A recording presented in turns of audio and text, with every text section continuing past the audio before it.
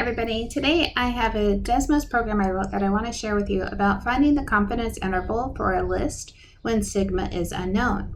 So I'm going to take an example to show you how to do it and how quick and easy the program will be. The Human Toxin Project, HTP, is working to understand the scope of industrial pollution in the human body. Industrial chemicals may enter the body through pollution or as an ingredient in consumer products.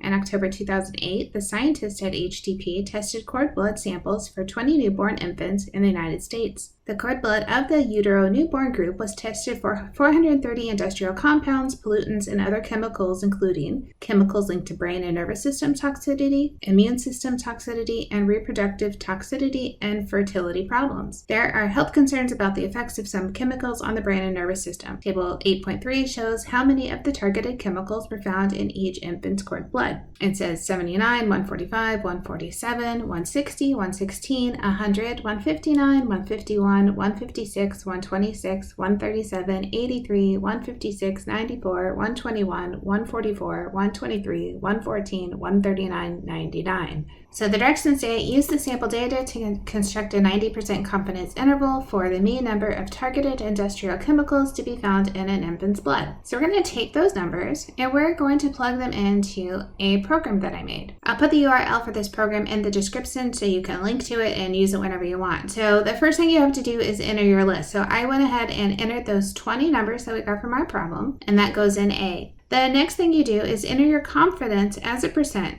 So for example, if you want a 90% confidence, you're going to enter 0.9. So I entered 0.9. That's all you have to do. You enter your list, you enter your confidence that you want, and then you have your answers.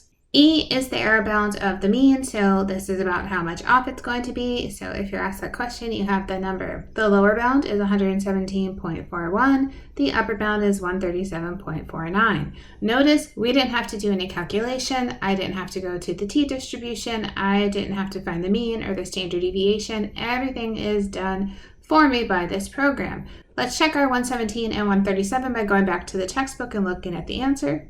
And you can see we have the same thing. So really quick to do, but we didn't have to go through all of these steps of finding the mean, finding the standard deviation, looking for the degrees of freedom, finding T alpha over 2, which actually takes a couple steps to get there, finding our error bound, and then adding and subtracting it from the mean to come up with our intervals.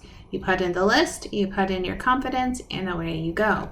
Let's do it one more time. This one says, suppose you do a study of acupuncture to determine how effective it is in relieving pain. You measure the sensory rates of 15 subjects with the results given.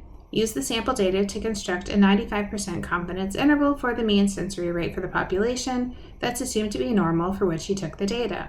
So our data is 8.6, 9.4, 7.9, 6.8, 8.3, 7.3, 9.2, 9.6, 8.7, 11.4, 10.3, 5.4, 8.1, 5.5, 6.9. We're going to go back to our Desmos program, and in the list, I'm just going to type the numbers in again. So make sure you don't exit out, just type on top of it. So I'm deleting out the old stuff and I'm typing in the new stuff. As you're typing them in, you put commas in between the numbers. So if you had big numbers, say in the thousands, you never want to use a comma separator. Commas tell Desmos when you're putting in a new value. When you're done at the end of the list, you put a bracket just to say it's finished. You can see it says it has 15 elements, which is what the problem saw.